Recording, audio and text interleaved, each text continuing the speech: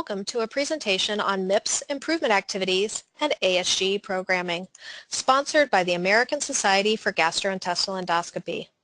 My name is Eden Essex, and I will be a presenter in addition to being the moderator for today's call. I am joined by Dr. Brett Bernstein, who is a member of the ASGE Quality Assurance and Endoscopy Committee and the GI Quick Board of Directors. Before we get started, just a few housekeeping items. There will be a question and answer session at the close of the presentation. Questions can be submitted at any time online by using the question box on the right-hand side of your screen. If you do not see the question box, please click the white arrow in the orange box located on the right-hand side of your screen. Please note that this webinar is being recorded and will be posted on ASGE's website for future reference.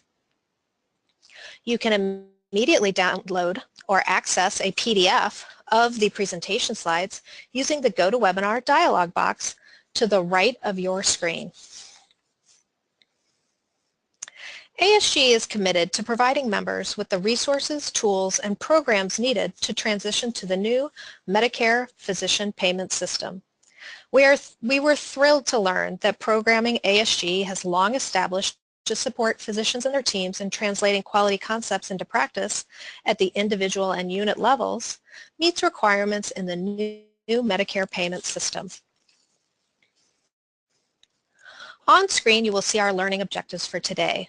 Through this presentation, we aim for you to have a clearer understanding around the improvement activities performance category of the merit-based incentive payment system, also known as MIPS, and for you to understand how your current or future participation in specific ASGE programming can assist you in fulfilling this performance category's reporting requirements. ASGE presented an overview of MIPS for the 2017 program year in November, and a recording of that session entitled MIPS, Understanding the Rules for Successful Participation in 2017, is on the ASGE website. Visit ASGE's Macro Resource Center, where you will find a link to the session in the Society's Online Learning Center. It is available as a free benefit to ASGE members. While we will not provide the broad overview of MIPS found in that initial webinar, certain points will bear repeating during this presentation and will be coupled with greater detail to support your decision-making relative to 2017 reporting to the MIPS Improvement Activities Performance category. If you have not done so yet, ASGE encourages you to check your MIPS eligibility status via CMS's online lookup tool on the Quality Payment Program or QPP website. As you are now aware, the Medicare Access and CHIP Reauthorization Act of 2015, MACRA, replaced a patchwork collection of reporting programs with a single system where Medicare physicians and clinicians have a chance to be rewarded for better care. There are two paths in this program, MIPS and Advanced Alternative Payment Models. Under MIPS, there are 4 connected performance categories that will affect your Medicare payments: quality, clinical practice improvement activities, referred to as improvement activities, use of certified EHR technology, referred to as advancing care information, and resource use, referred to as cost. During this presentation, we are focusing on the newest component of quality measurement for which there is no legacy program, the improvement activities performance category.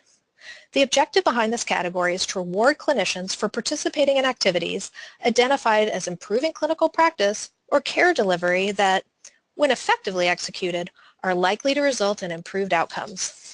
Reporting an improvement activity or activities is an option in each participation track of CMS's 2017 transition year, Pick Your Pace.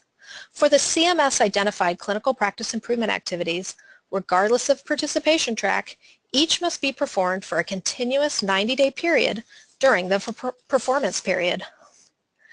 Individual eligible clinicians are required to meet MIPS requirements for each TIN NPI association. Reporting as an individual eligible provider or through the group practice reporting option, also known as GPRO.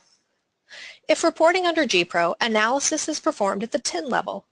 For example, under GPRO, all members of the group must use the same measures, and penalties or incentives will be applied to the group as a whole. Keep in mind, if you are a physician who is part of a group, Your group does not have to report under GPRO. The group still has the option to report as individuals, which you may wish to do based on each eligible clinician's eligibility and analysis of performance data.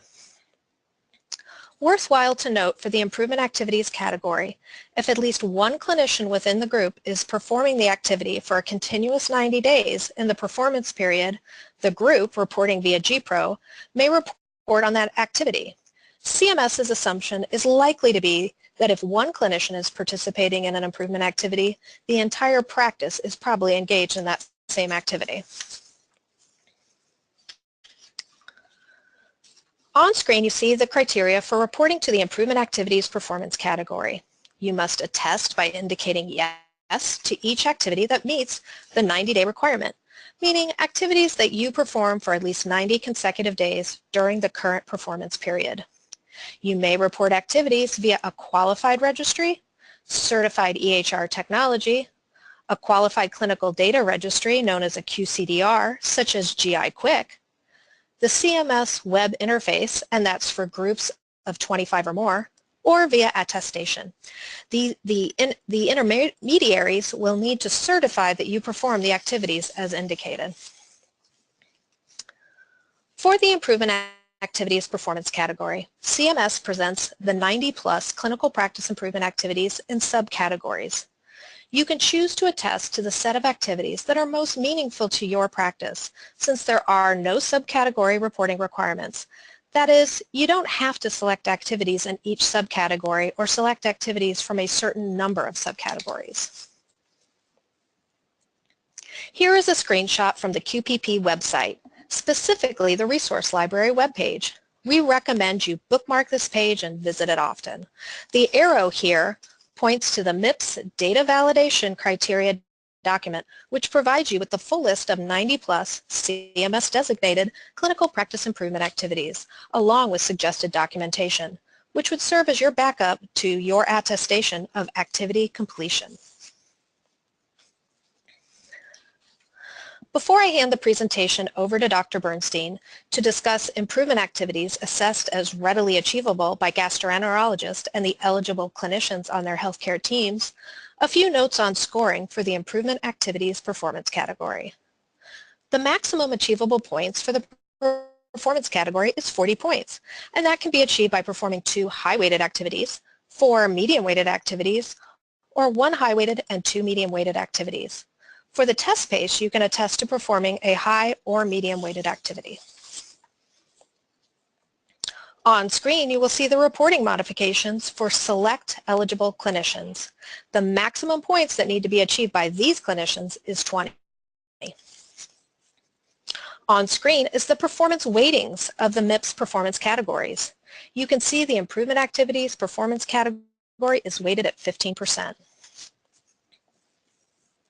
This slide offers a scoring example for the improvement activities category. You see here that the practice reported on 1 high-weighted activity and 1 medium-weighted activity for a total of 30 points. The 30 points is divided by the 40 total possible points and multiplied by the category weight of 15% to arrive at an improvement activity score of 11.25 points.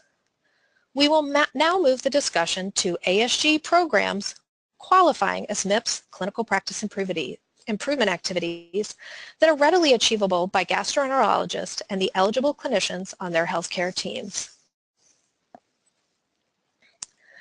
Today's featured speaker is Dr. Brett Bernstein. Dr. Bernstein is Clinical Associate Professor of Medicine, Chief of Gastroenterology at Mount Sinai Beth Israel, and is the Director of Clinical Integration for Gastroenterology and Endoscopy for the Digestive Disease Institute of the Mount Sinai Health System. In this role, he is responsible for streamlining and integrating gastroenterology and endoscopy operations across 5 hospital-based departments and 4 ambulatory surgical centers. Dr. Bernstein has helped develop, implement, and now monitors quality measurement and performance across all Mount Sinai Health System gastroenterology affiliates using healthcare IT, including data registries and population health management software. I will now hand the presentation over to Dr. Brett Bernstein. Thank you very much, Eden. For the balance of today's presentation, we will discuss how your participation in current ASGE programming fulfills activities included in CMS list of 90 designated improvement activities and provide recommendations around how to document in a successful way. Relative to documentation, this is new ground being laid here. And while there are CMS and State Department of Health rules regarding medical record retention, there are seemingly none for quality-based activities. For each program we present today, we will share the broadly stated CMS improvement activity under which it falls, what CMS has indicated would serve as validation along with CMS suggested documentation, and specifically the ASGE proof of participation, provided that should serve as that supporting documentation should you encounter a CMS audit. I will begin with the Endoscopy Unit Recognition Program, often referred to as EURP, and the GI Quick Registry, which I have found in our practices to be both strategic quality and business imperatives for practice success.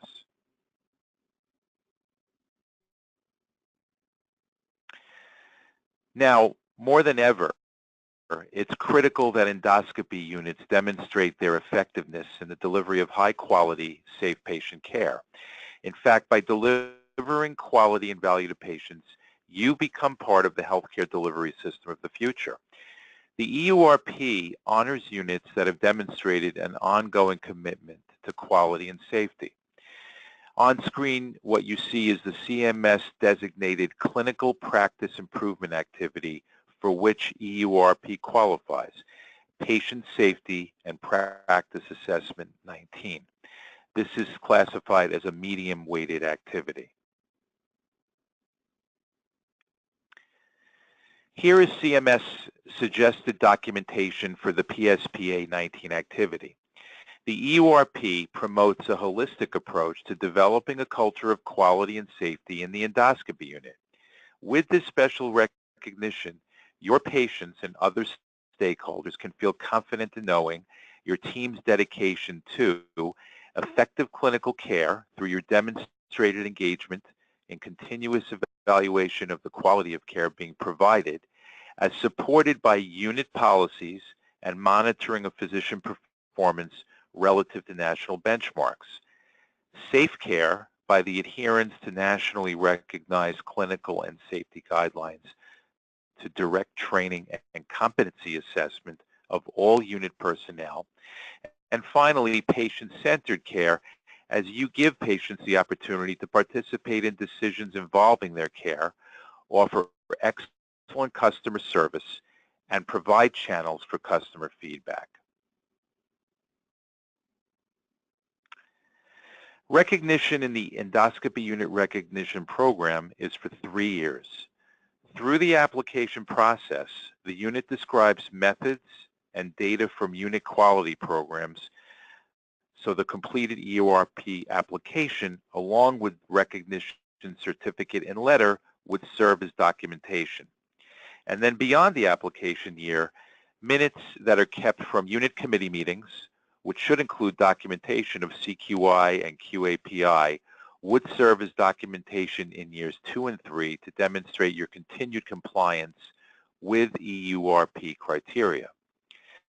So an individual eligible clinician or group can attest to the MIPS improvement activity PSPA 19 for the 2017 reporting year, regardless of which year of EURP recognition the unit currently is in, the application year or subsequent 2 years. As long as the unit's honoree status is current, they are eligible. There are a number of improvement activities listed by CMS that can be conducted through a qualified clinical data registry, as GI Quick is. Before we discuss some of these activities, it is important to note that you will not receive credit for multiple activities by conducting just one project that utilizes a QCDR. You can conduct multiple separate projects utilizing a QCDR and receive credit for each separate project. Let's start with a CMS-designated clinical practice improvement activity that includes utilization of a QCDR, which is weighted as high and thus is eligible for the most points. On screen is Population Management 7, which promotes use of a QCDR to generate regular feedback reports that summarize local practice patterns and treatment outcomes, including for vulnerable populations. Utilizing GI Quick's real-time reporting engine, reports could be generated on the quality of preparation for colonoscopy by patient age. A survey to ensure split dosing is being performed by the doctors in your practice could then be administered. The ability to generate real-time performance data using GI Quick's robust reporting engine will make documentation and performance of these improvement activities seamless and efficient. On screen is another activity that includes utilization of a QCDR, Population Management 10. This is a medium-weighted activity. Here again, utilization of GI Quick's real-time reporting engine comes into play. Reports could be generated quarterly on adenoma detection rate and then striating by gender. The reports obtained along with minutes from unit committee meetings where CQI and QAPI is addressed, would serve as proof of activity completion, and this could hold true for any project performed using GI Quick data. On screen is another activity that includes utilization of a QCDR, Practice Safety and Practice Assessment 7. This is a medium-weighted activity. A suggested activity here would be quarterly report generation with a review of adverse events.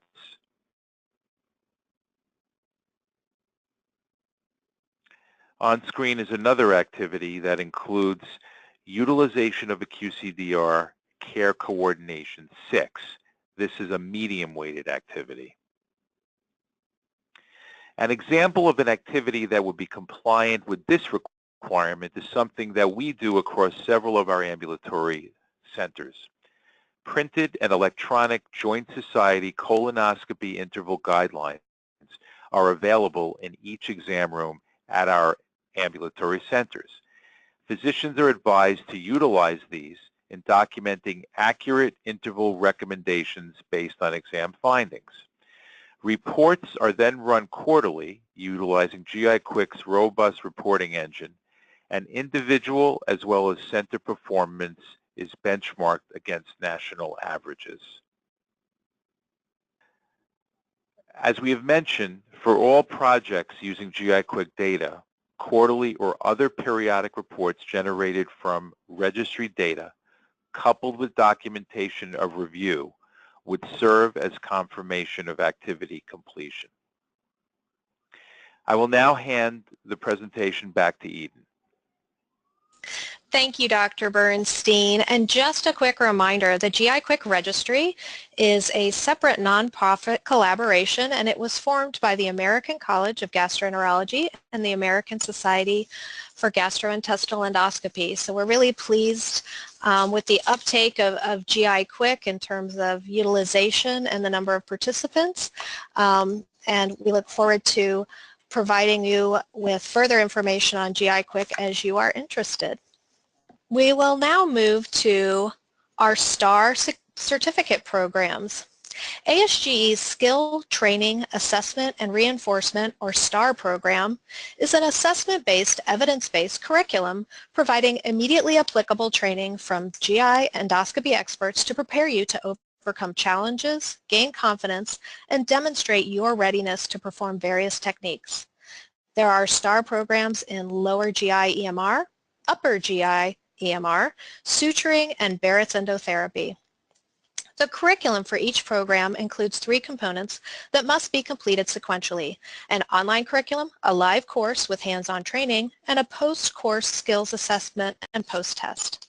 CMS has confirmed ASGE STAR programs qualify as clinical practice improvement activities for the purposes of reporting to the MIPS Improvement Activities Performance category, specifically Patient Safety and Practice Assessment number 3.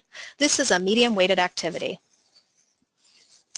ASGE provides those who complete a STAR certificate program with a transcript detailing the completed curriculum, a certificate of completion, and documentation of knowledge and skills for endoscopic privileges. These materials would serve as documentation of activity completion. Another program through which ASGE supports physicians in assessing their performance in practice is the ASGE Screening Colonoscopy Performance Improvement Module, also called the PIM. This online module will guide you through the process of collecting and analyzing your own practice data over time using nationally recognized quality measures such as adenoma detection rate and their recommended performance targets.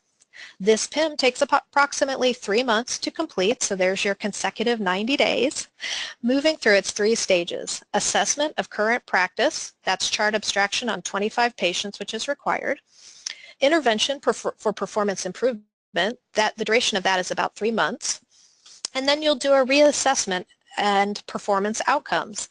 That's when you will abstract, do a chart abstraction on another 25 patients.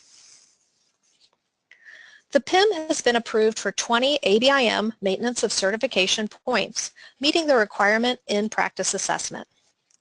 ASGE provides those who complete the screening colonoscopy PIM with a certificate of completion. Further, once a participant reports completion of this activity to ABIM for Part 4, maintenance of certification, ASGE will confirm that participation and ABIM will update the online record of the physician to reflect that. Before we move into the Q&A session, as you'll see here, we have a summary of the activities that are, the programs we've discussed today.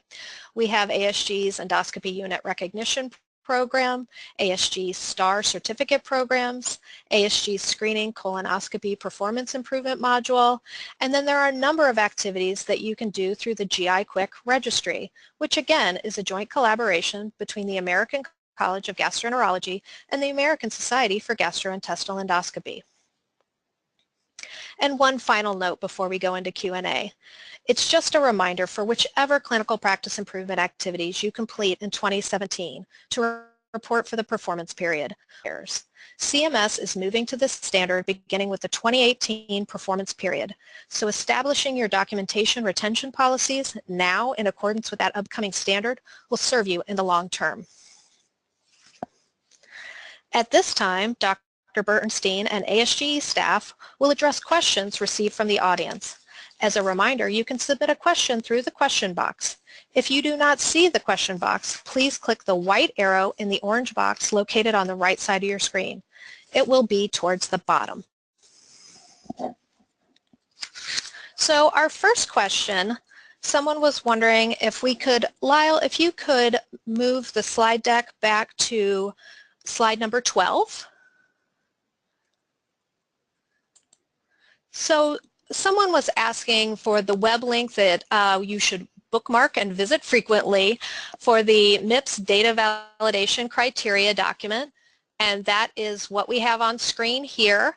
Again, you can download the handout. If you look in this dialog box on the side where you can enter your questions, there is a little tab that says handouts, and that's where you can access a PDF of the slide deck that we're using today. And this is slide 12.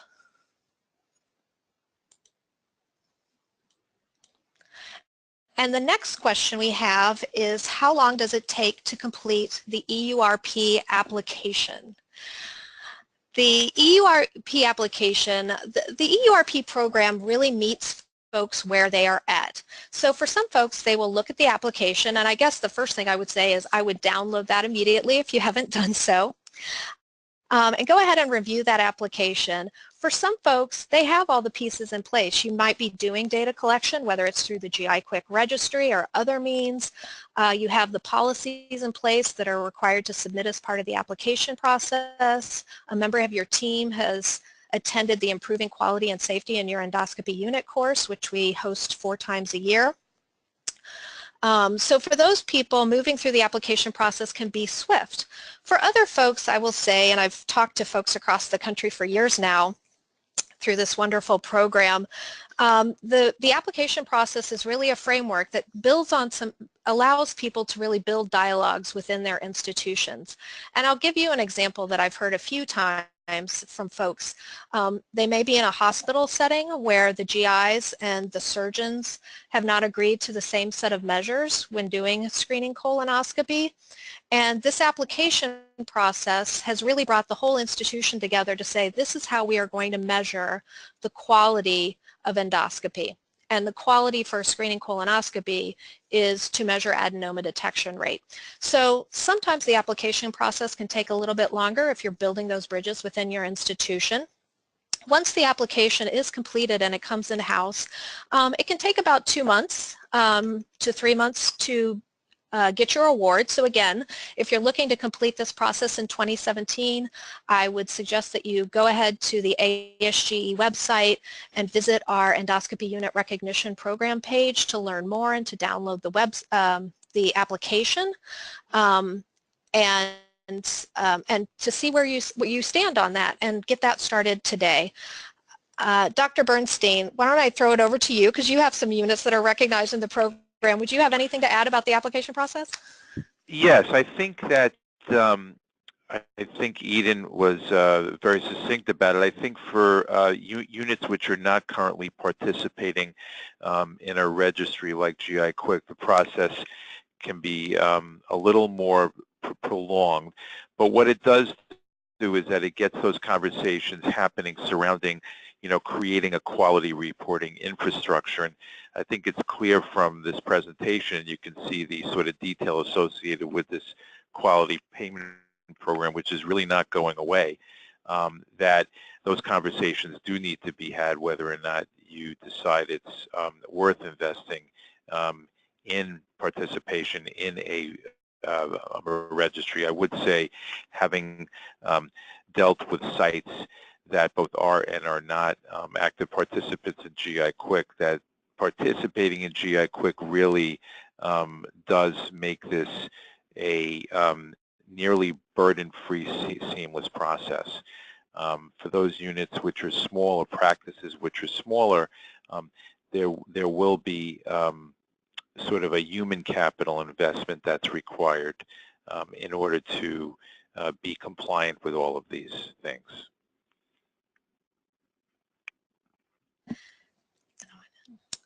Thank you, Dr. Bernstein. And Lyle, if you could take the slide deck back to slide 21, we have a question about, we're sticking with EURP here, and this is from a recognized unit. I recognize the practice manager's name here.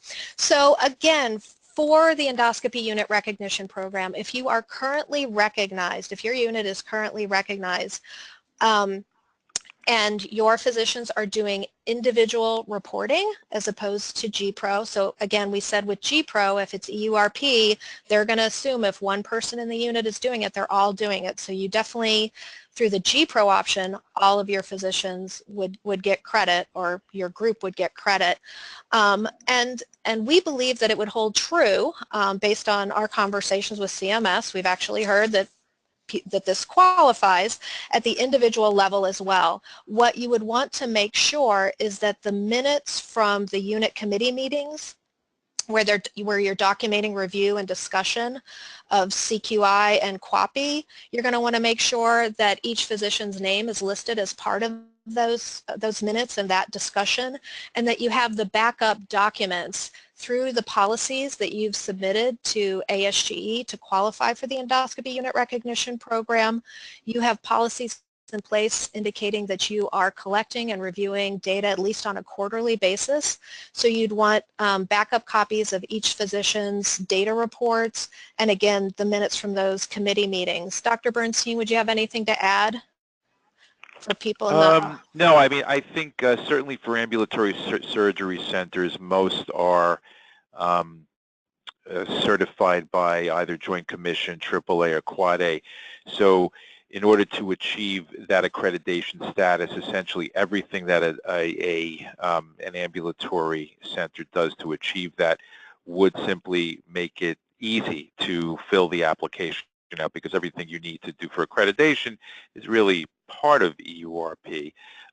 Again, for smaller practices, again, it may require taking a deep dive and essentially building a quality reporting infrastructure kind of from the ground up. So again, that investment of human capital becomes important. Thanks, Dr. Bernstein. Questions are coming in hot and heavy now. That's wonderful. One person reports they're having trouble getting to the QPP website. So what I would suggest that you do is just go to Google, open up Google and Google CMS Quality Payment Program. So if you're having a problem with the direct link, you know, what I always do is I just Google. So hopefully that would get you to the page.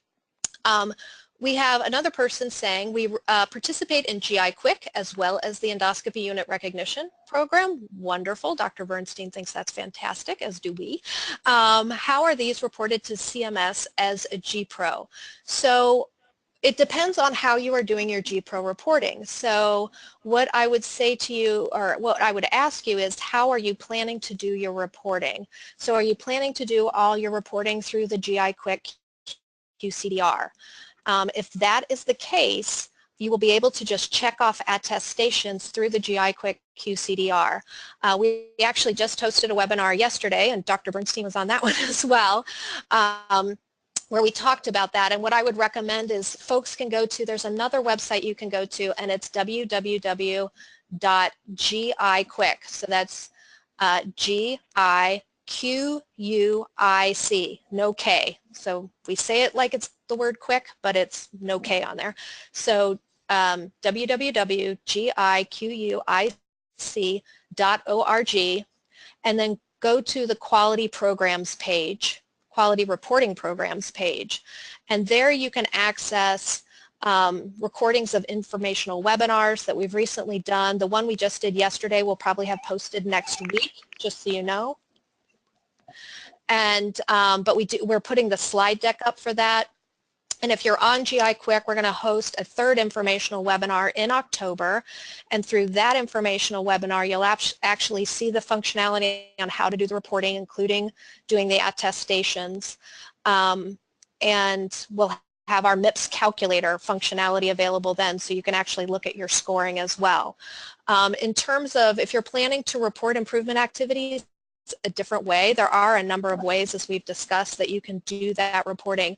It's all attestation, so it's a matter of whichever reporting mechanism you use to check off the boxes for yes for the activities that you do, and it really comes down to maintaining the documentation, the supporting documentation, and that's why we hosted this webinar today. We wanted to make sure that you are ready, should you encounter a CMS audit, to have the right documentation in place if CMS should come to you and say, you attested to doing these activities, where's your backup?